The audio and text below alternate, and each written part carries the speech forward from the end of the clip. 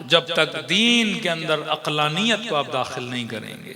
مکتب اہل بیت صاحبان عقل کا مکتب ہے، بے وقوفوں کا مکتب نہیں ہے. عقلانیت جتنی آئے گی لوگ جوق در جوق یدخلون فی دین اللہ افواجا، فوج در فوج ہو کے دین خدا میں آئیں گے. اور اہل بیت نے بارہا اپنی محبت کا اظہار کیا ان چاہنے والوں سے جنہوں نے زندگی عاقلانہ گزاری. کہ دنیا میں آنا، آ کر جینا، جی کے چلے جانا یہ کمال نہیں ہے. دنیا میں ایک مچھر بھی آ کے زندگی گزار کے جاتا ہے، دنیا میں ایک بلی ایک کتا بھی آ کے زندگی گزار کے جاتا ہے. تو یہاں کے زندگی گزارنا یہ کوئی کمال تھوڑی ہے کہ میں 60 سال کراچی میں زندگی گزاری، میں نے 70 سال کوئی امریکہ میں زندگی گزاری. بھائی زندگی گزارنا کمال تھوڑی ہے. کہ نہیں، دنیا میں آؤ ایسے جیو جیسے خدا کو پسند ہے، ایسے جیو جیسے حبیب زندگی گزار کے گیا، جیسے سلمان فارسی زندگی گزار کے گیا. ملتا ہے کہ ایک عاشق امام رضا کوئی 70-75 سال کا بوڑھا. دیکھو بعض لوگ امام رضا کو دیکھا نہیں لیکن عاشق ہیں، اور جب عشق ہو تو وہ عشق ایسا جس میں محبوب کے دیدار کا تقاضا نہ ہو. تو بندہ کہے عاشق ہوں پر دیکھنا نہیں چاہتا، یہ عاشق نہیں ہے.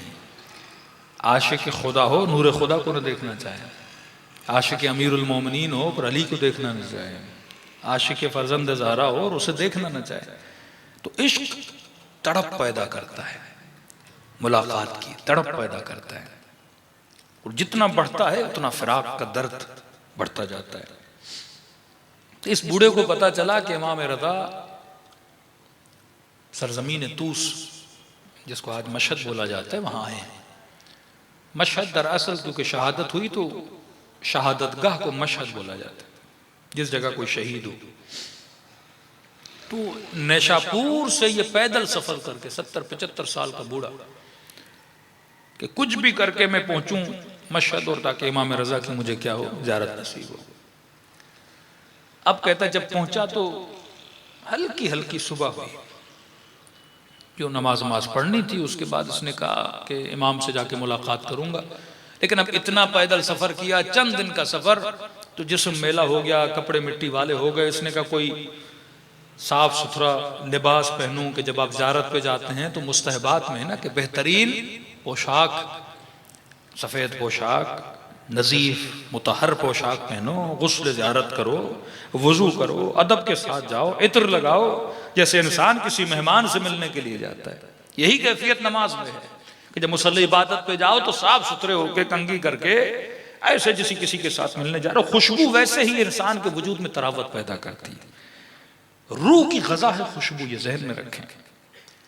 کیونکہ گھر میں کوئی بدبو ہو نجاست تو دور کرو. نجاست کی طرف شیطانی طاقتیں، شیطانی جنات اس کی طرف آگے بڑھتے ہیں.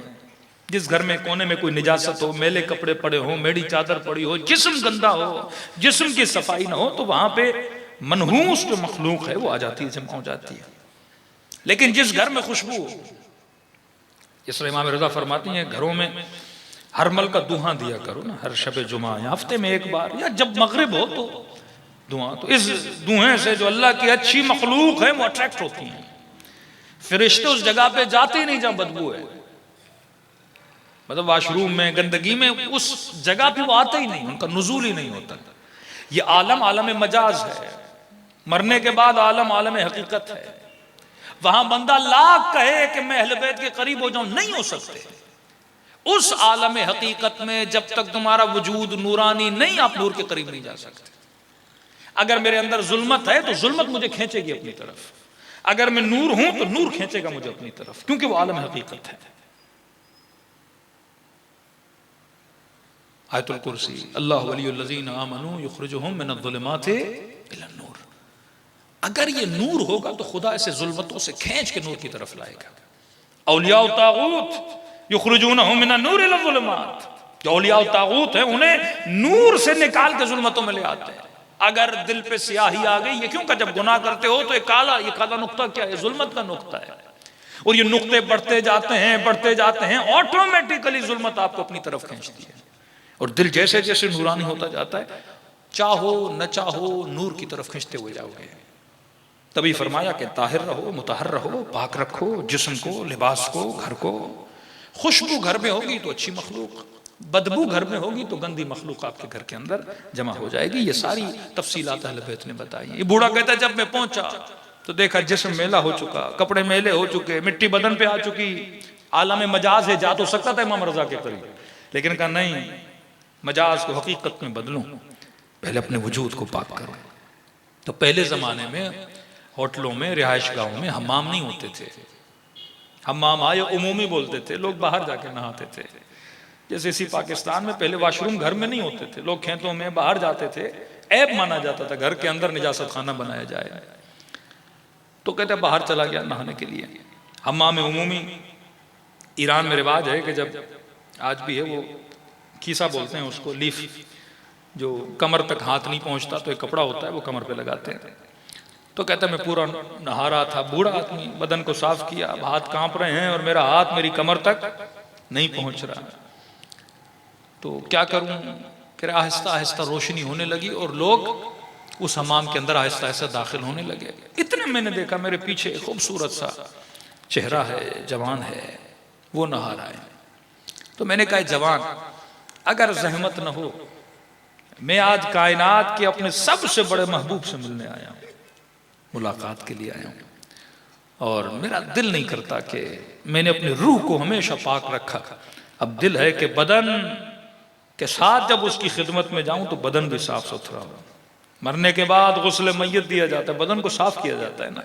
یہ کہ میں اللہ کے حضور جا رہا ہوں، اے خدا روح کو پاکیزہ رکھا، بدن کو بھی پاکیزہ رکھ کر کے تمہاری خدمت میں آنا چاہتا ہوں. تو کہ اگر زحمت نہ ہو، میرا ہاتھ میری کمر تک نہیں پہنچ رہا، آپ میری کمر کو صاف کر دو. اس نے کہا کوئی بات نہیں. کہتا اس نے میری کمر کو ہاتھ پھیرنا شروع کیا. اتنے میں یہ بزرگ کہتا ہے کہ جتنے لوگ حمام میں آ رہے تھے وہ اس جوان جو میری کمر کو صاف کر رہا تھا اس سے بڑے ادب سے جھک کے سلام کرنے لگے.